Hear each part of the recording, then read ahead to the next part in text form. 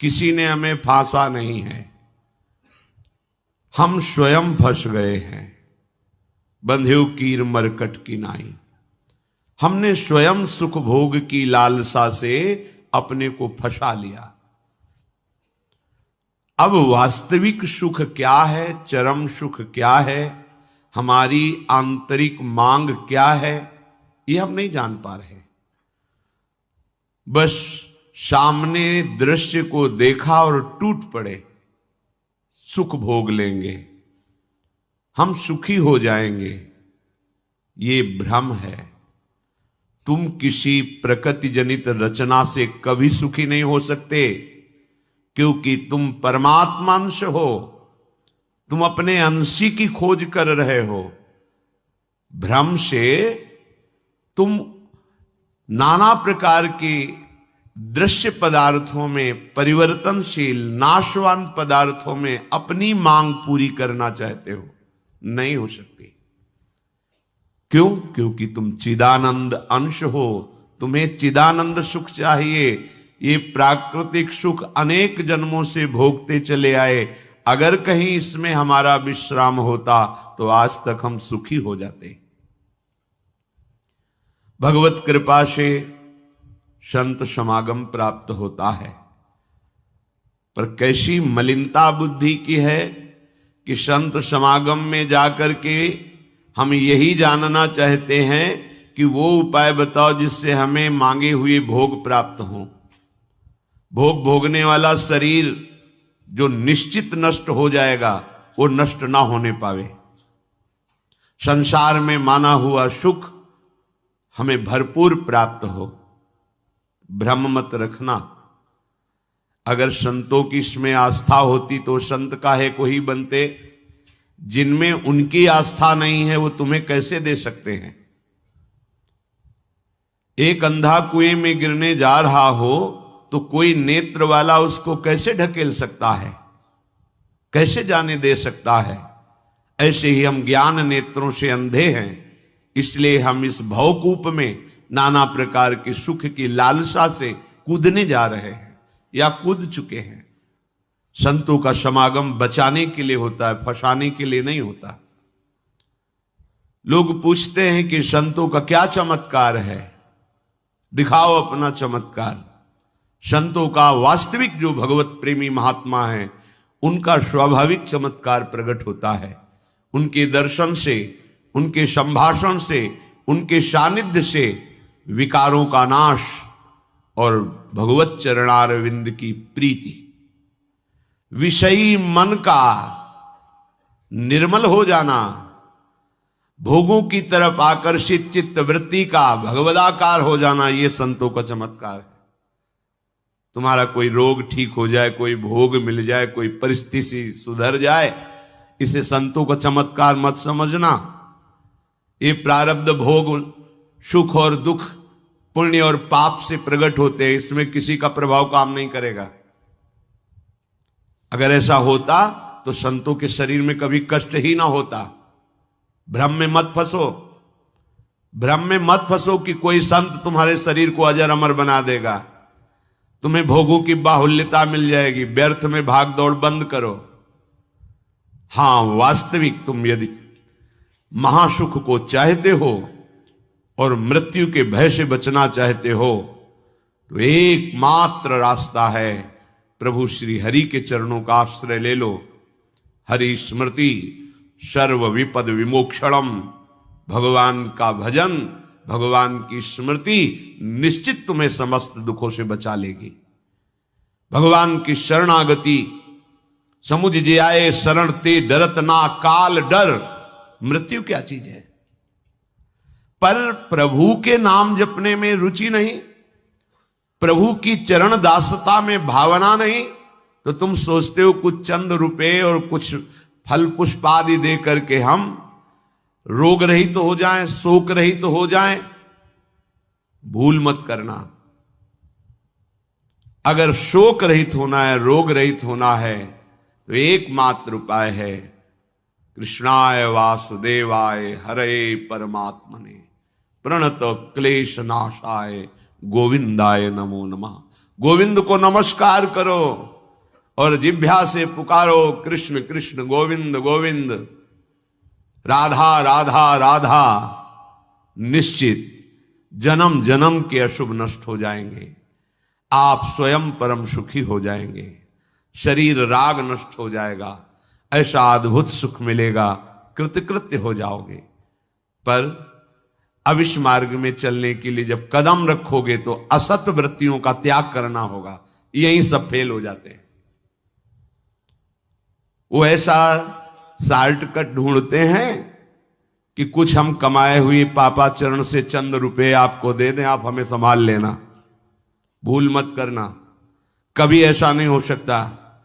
नाली के पानी से हाथ धोने से कभी हाथ पवित्र और निर्मल नहीं होते। ऐसे मलिन आचरण करके कमाए हुए धन से कभी तुम्हें पवित्रता प्राप्त नहीं हो सकती। ये सब नाटकबाजी मन की है।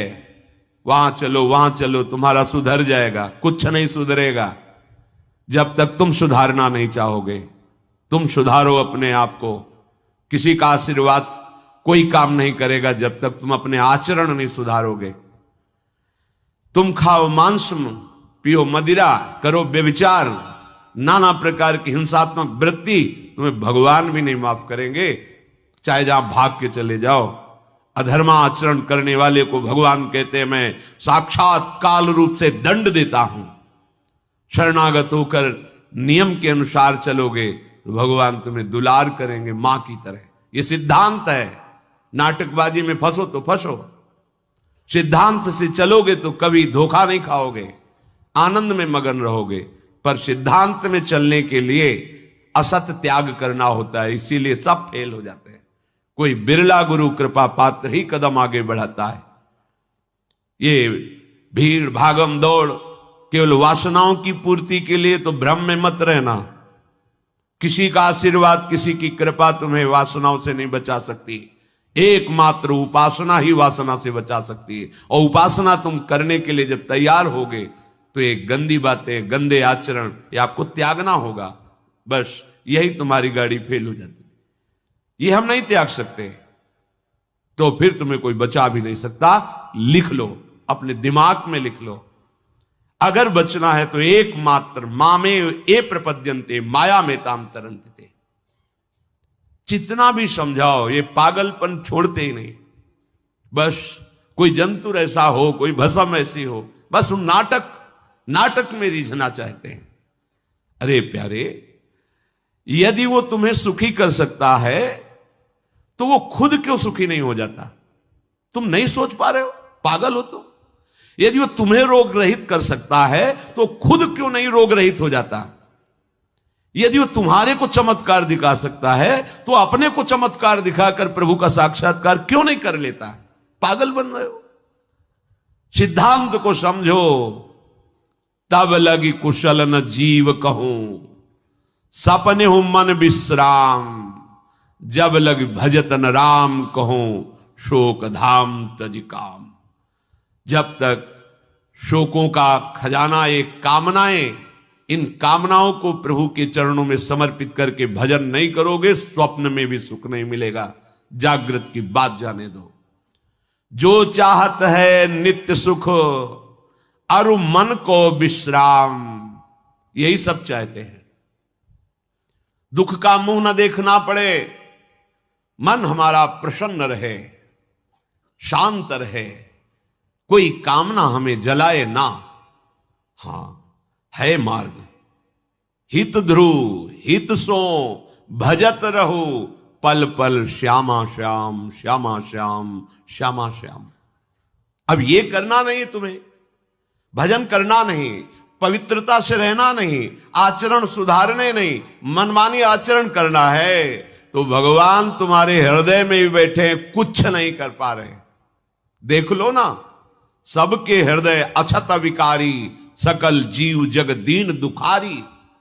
सबके हृदय में अखंड आनंद परमात्मा विराजमान है, लेकिन सब दुखी हैं, सब क्लेशित हैं, अशांत हैं। क्यों? तहां बेदस कारण राखा, भजन प्रभाव संत श्रुति भाखा। भजन नहीं कर रहे हो इसलिए। भजन किए बिना कुछ नहीं हो सकता। मान लो हमारी बात, कहीं भागने की जरूरत नहीं। राधा राधा राधा सब ठीक कर देंगी लाडली जो, बड़ी करुणामयी है।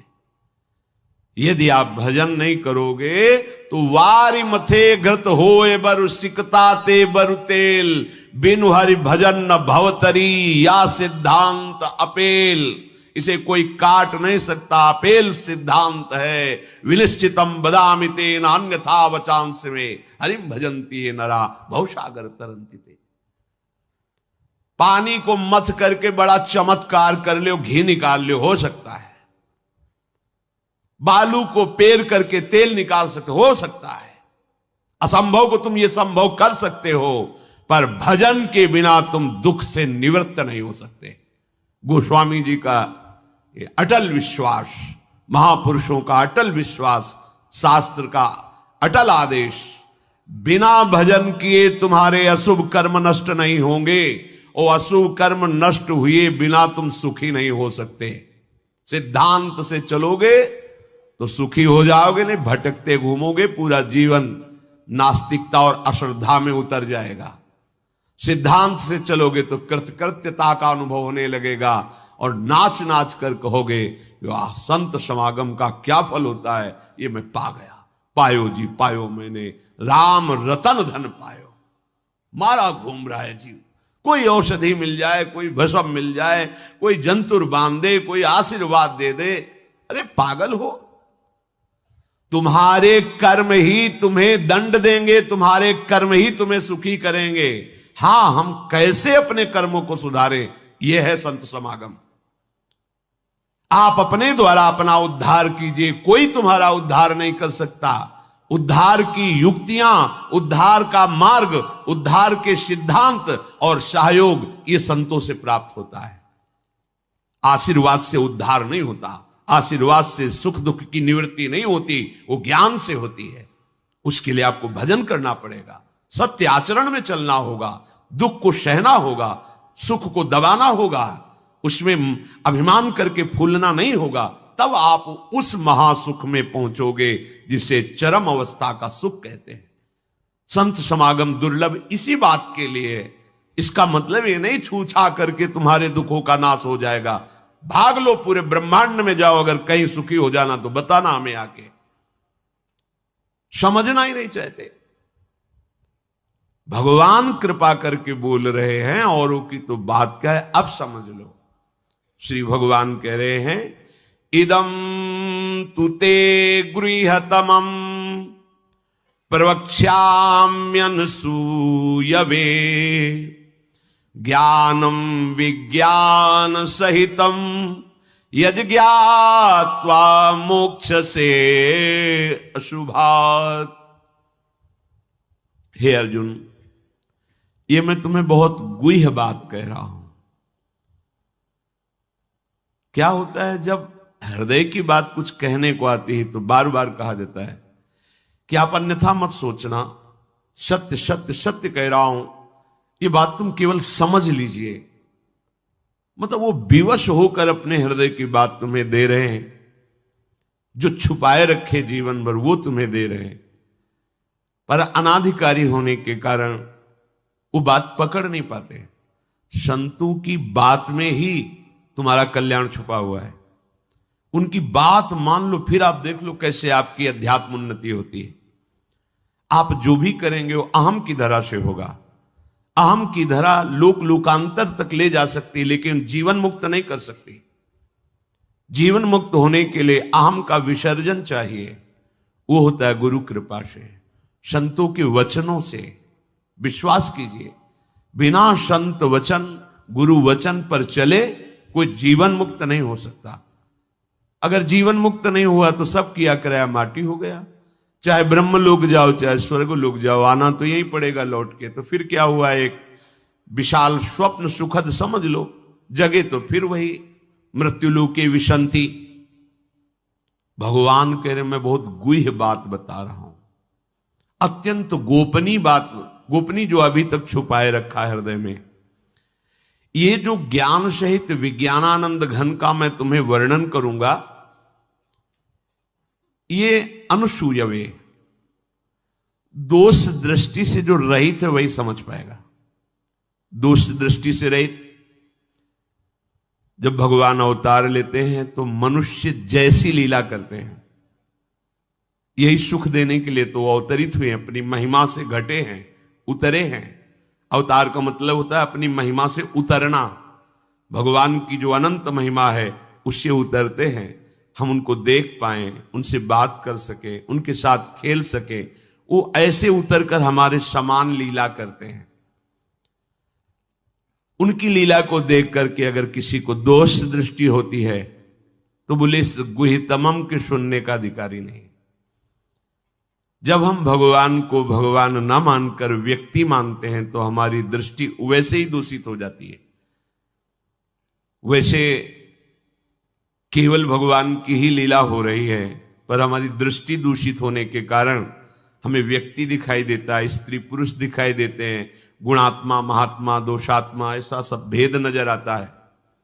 पर यहां जो भगवान कह रहे कि जो मेरे पर दोष दृष्टि ना रखता हो, अरे बड़े बड़े परमहंसों का जहां प्रवेश नहीं वो भगवान का रास है। जहां ज्ञान समुद्र भगवान शिव भी प्रवेश पाने के लिए ललचाए और भगवान श्री कृष्ण की मंद मुस्कान से गोपी स्वरूप होकर प्रवेश पाए।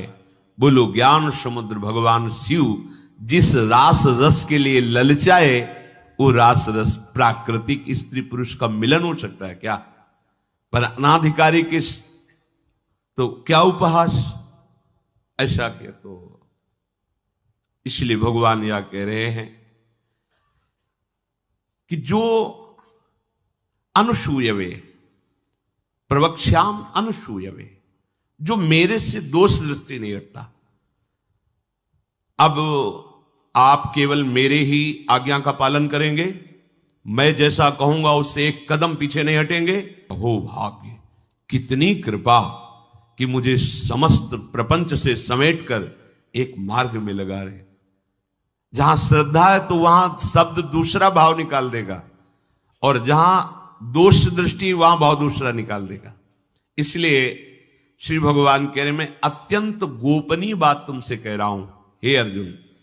अपने प्रियजनों से, प्रिय शिष्यों से बात कही जाती है। तब तक गीता जी का श्री भगवान ने उपदेश अर्जुन जी को नहीं दिया जब तक मित्र भाव रहा, नहीं दिया। सारथी पद पे बैठे हैं, आज्ञा की दोनों के बीच में रथ, इधर सेना कौरवों की पांडवों के बीच में, भगवान बीच में खड़ा कर। जब देखा मोह ग्रसित हुए, निवारण में असमर्थ पाया, तो भगवान की शरण में होकर के कार्पण्य दोषो बहुत स्वभावा प्रछामि त्वाम धर्म सम्मूढ़ चेता। हे प्रभु, अब मेरे में सामर्थ्य नहीं रहेगी कि मैं निर्णय कर सकूं कि मेरे लिए श्रेय क्या है, परम कल्याण क्या है, ये आप जानते हैं। प्रभु कुछ नहीं बोले, तो बोले शिष्यस्तेहम साधिमाम त्वाम प्रपन्नम, मैं आपका शिष्यत्व स्वीकार करता हूं। हे जगत गुरु श्री कृष्ण उतरे साष्टांग दंडवत हुए और कहा मैं आपका शिष्य हूं, और ऐसा शिष्य हूं जो पूरा समर्पण किए, प्रपन्नम, मन वचन कर्म से आपको समर्पित हूं। तब गीता जी का प्रादुर्भाव भगवान के श्रीमुख से हुआ। जो प्रिय जन होते हैं, समर्पित जन होते हैं, उनको हृदय की बात बताई जाती है, क्योंकि वो उसमें दोष दृष्टि नहीं करेंगे।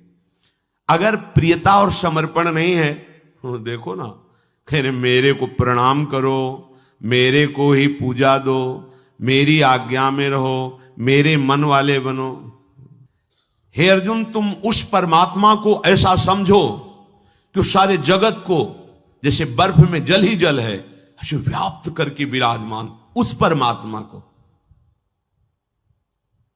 उसी के आगे ये बोल रहे हैं। देखो अब हम गुह्यतम बात कर रहे हैं, उस परमात्मा को नहीं, मुझ श्री कृष्ण को। मेरे में मन लगा, मेरे को प्रणाम कर, मेरे को नमस्कार।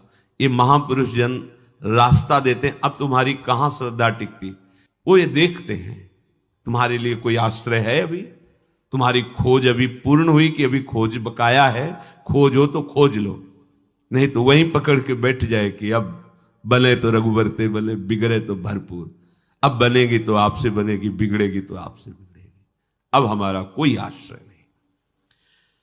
ये अत्यंत गोपनीय बात हरेक के सामने नहीं कही जा सकती, क्योंकि इसमें भगवान अपनी खुद बात महिमा का वर्णन कर रहे हैं।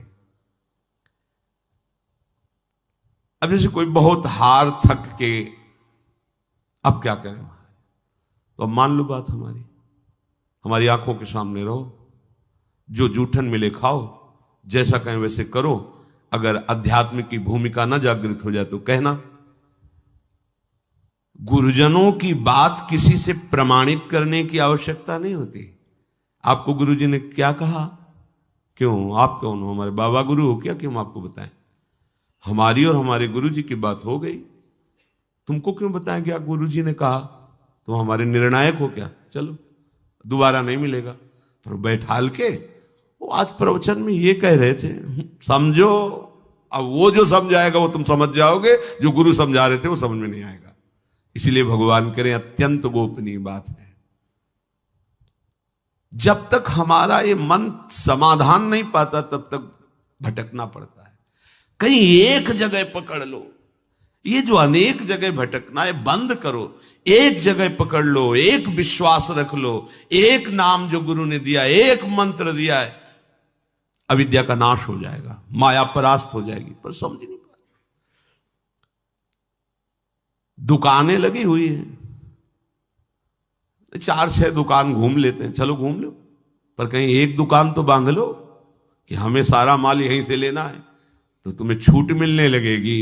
एक व्यवहार, हजारों की लाइन लगी, लेकिन आने दो, ये पर्सनल ग्राहक है, आने दो। ऐसे ही मेरे ईश्वर की दुकान में है सबका जीवन खाता। परिचय तो बना लो भगवान से, निहाल हो जाओगे। भटकना, हम जब ये बातें सुनते हैं ना तब लगता है कितनी हंसी की बात। जितनी देर तुम अमुक जगह जाकर के झाड़ फूक करवा कर उतनी देर राधा राधा जपो, बिल्कुल ठीक हो जाएगा, सब ठीक हो जाएगा। क्योंकि कोई भी जो हमें क्लेश देने के लिए आया है, कर्म है हमारा। जब भूत हो, प्रेत हो, चांडाल हो, रोग हो, दुख हो, विपत्ति हो, ये सब हमारा कर्म है। और उस अशुभ कर्म का नाश करने के लिए भगवान नाम जय घोष कर रहा है।